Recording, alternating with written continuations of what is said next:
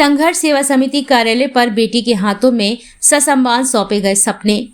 संघर्ष सेवा समिति के कार्यालय में मंगलवार का दिन एक भावनात्मक और सुखद क्षण का साक्षी बना, जब समिति के संस्थापक डॉक्टर संदीप सरावगी ने विवाह बंधन में बंधने जा रही पूजा रायकवार को उपहार भेंट कर उनके उज्जवल भविष्य की हार्दिक शुभकामनाएं दी हैं।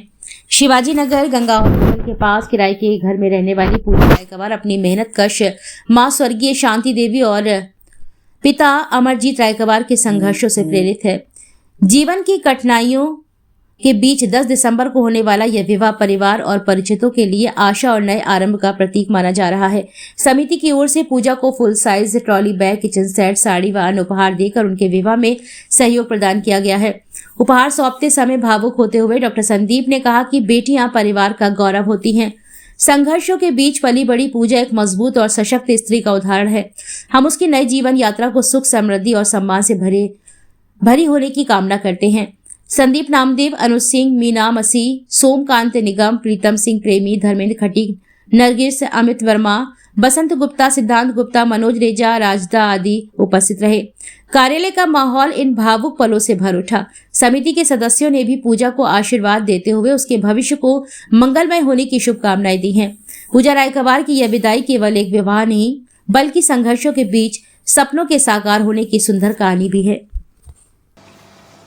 संदीप भैया, आप अपने संघर्ष सेवा समिति से हजारों बेटियों को विदा कर चुके हैं, इस बेटी को भी विदा कर रहे हैं, तो आप क्या बोलना चाहेंगे? है कि इस बेटी का नाम पूजा रायकवार है।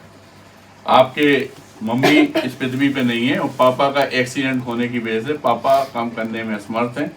इस बेटी की शादी है। संघर्ष सेवा समिति से जितना हो सकता है अपनी बेटियों के लिए एक पिता के रूप में, एक बड़े भाई के रूप में जो हमसे बन पड़ता है या हमारी संघर्ष सेवा समिति से बन पड़ता है, वो सबको हम लोग जरूर करते हैं।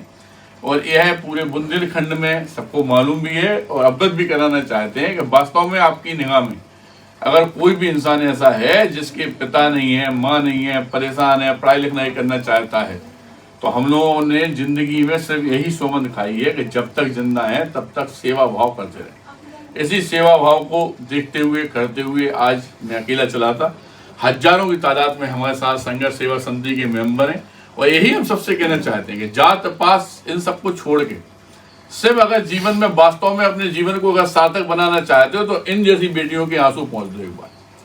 ये कसम खा के हम कह सकते हैं इस बात के लिए कि जगत जननी जब आप किसी के आंसू पहुंचते हैं तो वहाँ भगवान जगत जननी माता रानी स्वयं विचरण करती है। माता रानी करे यह बेटी हमेशा सुखी रहे, स्वस्थ रहे और जब भी इसे जरूरत होगी जिंदगी तो हम लोग इसके साथ में है ना बेटा। पूजा जी, भैया आपको यहाँ से विदा कर रहे हैं, तो आप इसके बारे में क्या बोलना चाहेंगे?